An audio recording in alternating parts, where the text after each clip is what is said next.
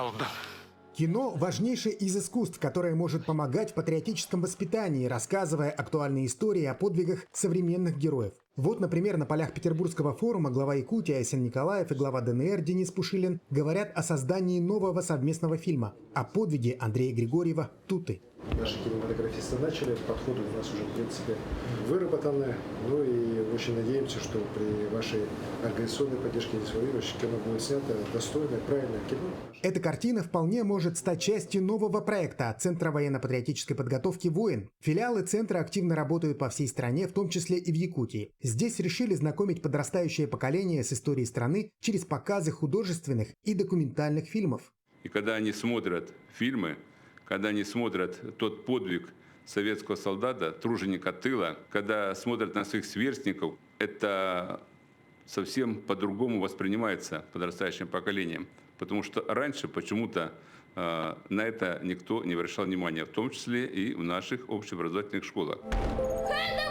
Проект под названием «Воин кино» включает в себя 33 ленты. Это классика советских режиссеров, современные картины и сериалы о Великой Отечественной войне. Также в списке документальные ленты об СВО. Их показывают детям на уроках в летних лагерях и на встречах с авторами. Кино — это в первую очередь эмоция, и из-за этого он очень мощный инструмент, который нельзя недооценивать, и, конечно же, его надо сейчас как можно больше максимально внедрять. Авторы проекта уверены, список фильмов будет расширяться, и в него вполне может попасть нашумевшая якутская лента «Алдан». Она является первой в стране полнометражной картиной об СВО. У нас огромное количество героев из Якутии. Наша республика очень активно участвует и защищает интересы нашей страны. И, как сегодня сказал Арсен Сергеевич, кто-то ведет бой там непосредственно на линии соприкосновения.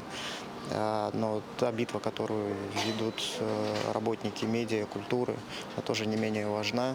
Проект «Воин кино» стал частью летней программы «Время юных героев». В будущем его планируется расширить и дополнительно проводить для детей мастер-классы по созданию уже своих видеороликов.